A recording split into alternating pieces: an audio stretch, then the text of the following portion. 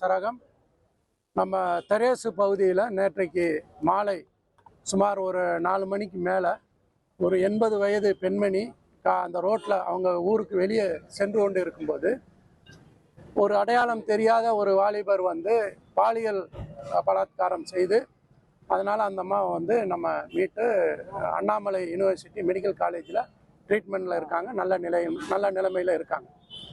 So அதை குறிப்பாக அதை விசாரணை செய்து டிஎஸ்பி பன்ரோட்டி ராஜா தலைமையில் மற்றும் ஆய்வாளர் வேலுமணி தலைமையில் ஒரு 4 தனிப்படைகள் அமைக்கப்பட்டது. அந்த தனிப்படைகள் வந்து இரவு முழுவதும் வந்து அங்கே கிடைத்த பொருட்களை வைத்து தீவிர விசாரணை செய்தார்கள். விசாரணை செய்ததில் அந்த தெரேசு பகுதிக்கு அருகே உள்ள எஸ்கே பாளையம் என்ற ஊரை சேர்ந்த சுந்தரவேல் அப்படின்ற ஒரு நபர் தான் இந்த பாலியல் பலாத்காரம் செய்ததாக கண்டுபிடிக்கப்பட்டு அவரை வந்து இன்றைக்கு காலையில் காடாம்புலியூர் அருகே இருக்கக்கூடிய ஒரு இடத்துல வந்து பதுங்கி இருப்பதாக தகவல் தெரிந்து அங்கே போகிறாங்க.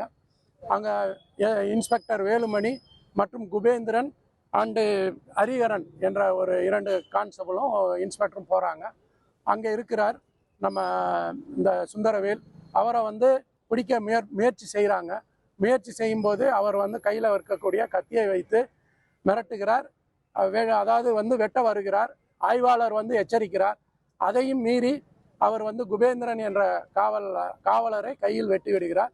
அதை மீறி தங்களை ஆய்வாளரும் அந்த காவலர்களையும் தற்காக்கும் பொருட்டு இவர் வந்து ஒரு ரவுண்டு ஃபயர் பண்ணுறாரு. அது காலில் முட்டியில் ஃபயர் பண்ணுறாரு. ஸோ அதை உடனடியாக அந்த சுந்தரவேலையும் அந்த காவலரையும் எடுத்துக்கொண்டு வந்து இப்போ பன்ரோட்டி ஜிஹெச்சில் அட்மிஷன் பண்ணியிருக்காங்க. இவர் மட்டும் அட்மிஷன் பண்ணியிருக்காங்க, இப்போ அங்கே ட்ரீட்மெண்ட்டில் இருக்காங்க. ஸோ இதில் வந்து என்னென்னா இந்த சுந்தரவேலுக்கு வந்து ஆல்ரெடி தமிழகம் முழுவதும் 4 கொள்ளை வழக்குகள் உள்ளது. அதாவது மேட்டுப்பாளையம், ஈரோடு மற்றும் திருவெண்ணைநல்லூர், திருச்சி ஆகிய பகுதிகளில் வந்து இவருக்கு வந்து கொள்ளை வழக்கு இருக்குது.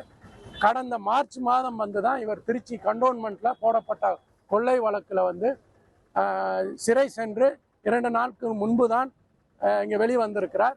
அவர் வந்து இப்போ நம்ம விசாரணையில் அவர் வந்து நேற்று மது போதையில் இந்த நிகழ்வு பண்ணதாக ஒப்புக்கொண்டிருக்கிறார். மேற்கொண்டு விசாரணை செய்யப்பட்டு வருகிறது.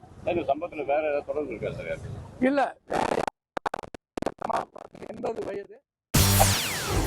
செய்திகளை உடனுக்குடன் தெரிந்து கொள்ள உடனே சப்ஸ்கிரைப் பண்ணுங்க.